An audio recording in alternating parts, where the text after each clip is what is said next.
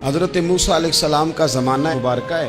ایک شخص نے اپنے کزن کو، اپنے چچا کے بیٹے کو، چچا زاد کو قتل کر دیا اور خود ہی اس کا مدعی بن کے حضرت موسیٰ کے پاس آیا کہ بتائیے جناب میرے اس بھائی کو کس نے قتل کیا ہے؟ حضرت موسیٰ نے ایک سادی سی بات کی، کیا فرمایا؟ وَإِذْ قَالَ مُوسَىٰ لِقَوْمِهِ إِنَّ اللَّهَ يَأْمُرُكُمْ أَن تَذْبَحُوا بَقَرَةً۔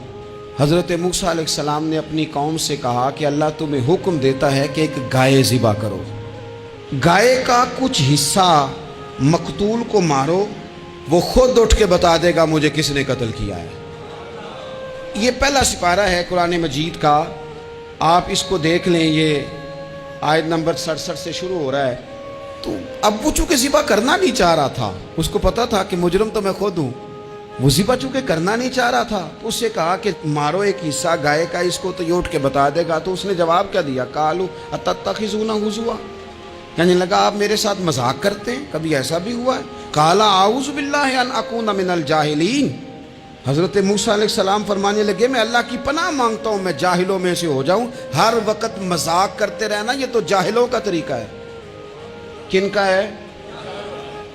حضرت موسیٰ نے کہا ہے، قرآن پاک ہے، ہر وقت مذاق کرتے رہنا۔ خوش طبعی اور چیز ہے، مسکراتے رہنا، لیکن کسی کا مذاق ہر وقت اڑاتے رہنا کن کا طریقہ ہے؟ جاہلوں کا۔ جب کہا نہیں ذبح کرنی ہے تو اب ذرا دیکھیے، کرنا نہیں نہ چاہ رہے، قالوا ادع لنا ربک یبین لنا ما ہی، کہنے لگے اے موسیٰ پھر آپ نہ رب سے دعا کریں کہ وہ ذرا کھول کے بتائے وہ گائیں کس طرح کی ہو۔ ارادہ نہیں نہ ذبح کرنے کا، آپ دعا کریں۔ قال انہ یقول انہا بقرۃ لا فارض ولا بکر، فرمایا کہ رب کہتا ہے وہ گائے نہ بوڑھی ہو نہ زیادہ بچیا ہو، اوان بین ذالک، ان کے درمیان ہو، یعنی جوان گائے ہو۔ فافعلوا ما تؤمرون، کرو جس کا تمہیں حکم دیا جا رہا ہے۔ قالوا ادع لنا ربک یبین لنا ما لونھا، لو اگلی بات سن لو، کہنے لگے آپ دعا کریں رب سے کہ وہ کھول کے بتائے اس کا رنگ کس طرح کا ہو، رنگ بتائیں کس طرح کا ہو۔ قال انہ یقول انہا بقرۃ صفراء، فرمایا رب فرماتا ہے کہ صفراء رنگ کی ہو، یعنی گہرے زرد رنگ کی ہو۔ کہ رب فرماتا ہے اس طرح کی گائے ذبح کرو۔ فاقع لونھا تسر الناظرین، اور جب کوئی اسے دیکھے تو اسے اچھا بھی لگے، آنکھوں کو اچھی لگے وہ گائے، اس طرح کی گائیں ذبح کرو۔ لو اتنی باتیں بتا دی۔ قالوا ادع لنا ربک یبین لنا ما ہی، کہنے لگے نہیں آپ پھر دعا کریں اللہ ذرا کھول کے بتائے گائیں کس طرح کی ہو۔ ان البقرۃ تشابہ علینا، ہمیں ذرا گائیں پر شبہ پڑ گیا ہے کس طرح کی ذبح کرنی چاہیے۔ وَإِنَّا انشاءاللہ لمہتدون، اگر اللہ نے چاہا تو ضرور ہم ہدایت پا جائیں گے۔ پھر اللہ تعالیٰ نے فرمایا کہ قال انہ یقول انہا بقرۃ لا ذلول تثیر الارض، گائیں اس طرح کی ہو کہ وہ کبھی کھیتی میں نہ چلائی گئی ہو، یعنی اس کو کبھی کام نہ اس سے لیا گیا ہو۔ بیل کو لوگ لگاتے تھے نا، جو کام آج ٹریکٹر سے لیا جاتا ہے وہ گائے بیل سے لیا جاتا تھا، تو وہ کھیتی باڑی کے کام نہ اس کو لگایا گیا ہو۔ ولا تسقی الحرث، اور نہ اس سے پانی نکالا گیا ہو، نہ کھیت چلانے ہل چلانے میں لگائی گئی ہو، اور وہ جو کنواں ہوتا تھا جس کے گرد گائیں گھومتی تھی، تو کہا وہ بھی کام اس نے نہ کیا ہو گائے نے۔ مسلمۃ لا شیۃ فیہا، وہ ہر عیب سے پاک ہونی چاہیے۔ قالوا الآن جئت بالحق، اب کہنے لگے اب آپ صحیح بات لے کے آئیں، اب سوال ختم ہو گئے نا۔ کہنے لگے اب آپ بات فذبحوہا، انہوں نے ذبح کر دی۔ وما کادوا یفعلون، پر ایسا کرتے نظر آتے، لگتا نہیں تھا کریں گے ذبح پر ذبح۔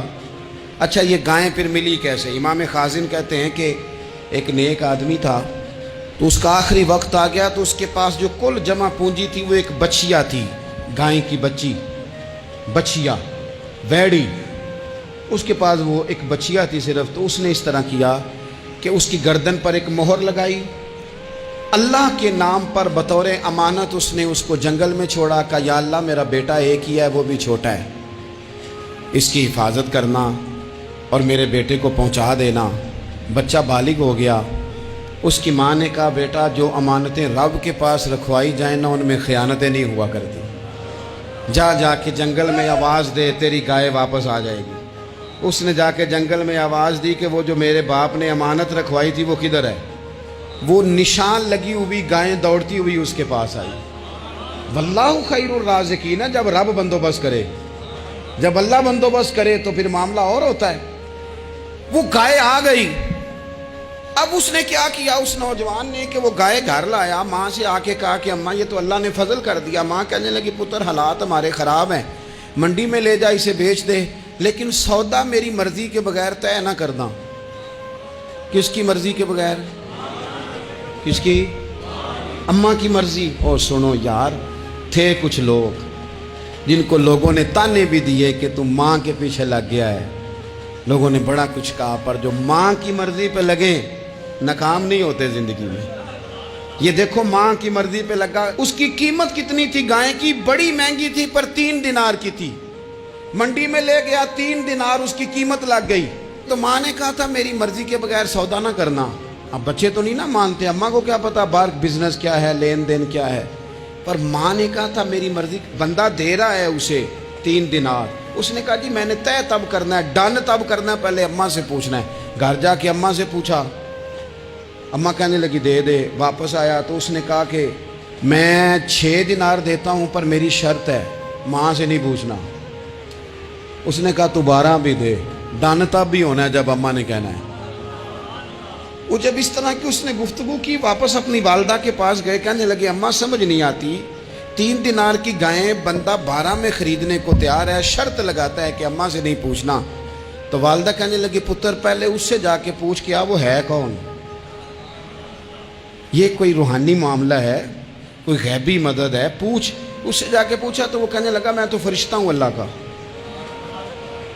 تو نے گائیں بیچنی نہیں، اس لیے کہ تیرا باپ بھی نیک ہے، تیری ماں بھی نیک ہے، رب تیرے رزق میں برکت پیدا فرمانا چاہتا ہے۔ ماں باپ نیک ہونا رزق میں برکت ہو جاتی ہے۔ ماں باپ نیک ہو، ان کی صالحیت کا اثر پہنچتا ہے بچوں تک۔ رزق حلال کما کے لانے والے ہوں تو گھر میں برکت ہوتی ہے۔ جا کے کہا کہ تیرے ماں باپ نیک تھے، اسے نہ بیچنا گائے کو، تو کیا کریں؟ کہنے لگے بنی اسرائیل والے سوال کر کر کے خود مشکل میں آ گئے۔ اب وہ ایسی گائے جو جوان بھی ہو، یہاں تو ہر غریب آدمی اپنی گائیں یہاں لگا دیتا ہے، کھیتی باڑی میں یہاں لگا دیتا ہے، کنویں میں پانی نکالنے میں، تو یہاں تو ہر ایک کی گائیں، تو ایسی گائیں جس کا رنگ بھی اتنا پیارا ہو، زیادہ بوڑھی زیادہ بچی بھی نہ ہو، اور ابھی تک کھیت میں بھی نہ لگی ہو، وہ سوائے تیرے کہیں نہیں ہے۔ اس نے کہا چل پھر مہربانی کر بتا میں کتنے کو دوں گائیں، اگر وہ آ جائیں تو کتنے کو بیچنی ہے؟ اسے کہنا کوئی نہیں، ریٹ تو زیادہ کرنا ہی نہیں، ان سے کہنا گائے کے اندر سے گوشت نکال دیں اور جتنا گوشت ہے اتنے پیسے بھر دیں، اس کی کھلڑی بھر دیں۔ اب وہ بنی اسرائیل والے ڈھونڈتے پہنچ گئے، کہا جناب گائیں 3 دینار کیا 6 لے لو۔ اس نے کہا نہ بھائی، ذبح کروں گا، گوشت نکالوں گا، جتنا وزن گوشت کا اتنے پیسے بھرو گے، کھال میں تو پھر گائے تمہیں ملے گی۔ اب مجبور تھے، کیا کرتے؟ ابن کثیر حدیث لائے ہیں، امام سیوطی نے در منصور میں بھی لکھی ہے، نبی پاک صلی اللہ علیہ وسلم نے فرمایا سنو جوانوں، اور اسے دل کی تختی پہ لکھو، نبی پاک علیہ السلام نے فرمایا اگر بنی اسرائیل والے زیادہ سوال نہ کرتے تو اتنی مشکل کا شکار نہ ہوتے۔ انہوں نے سوال اتنے کیے کہ چارہ نہیں ہے اب ان کے لیے، چارہ نہیں ہے اب ان کے لیے کہ یہ ادھر ادھر جا سکے، مجبوری بن گئی ہے، یہی گائے خریدنی ہے، یہی لے جانی ہے۔